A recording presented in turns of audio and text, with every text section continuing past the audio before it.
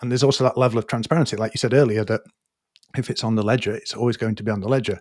That means that as an investigator, you can try and follow the trail. It also means if you're a threat actor, you can see. So the recent case with a US healthcare provider who was hit, there's been some transactions. You can go in and look at the wallet that's associated with a threat actor where 350 Bitcoins were paid in recently, things like that, where you can see things. So on one side, you can say it's incentivizing other threat actors because those payments are very transparent and other people can see the money that's there to be made. But on the other side, so can the investigators and law enforcement. And it's kind of up to them. So it's very interesting kind of double-edged sword thing going on there.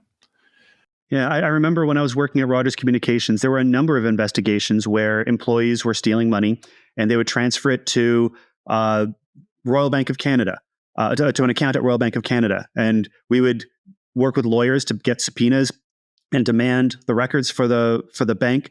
And it would take weeks or a month, and we'd finally get the records for that one account. And we see that as soon as the money entered this account at Royal Bank, it was forwarded on to the Toronto Dominion Bank. Okay, well now we need to go another round of lawyers and subpoenas and everything to get the records for this one TD Bank account, only to see that now it's being forwarded to another one at Scotia.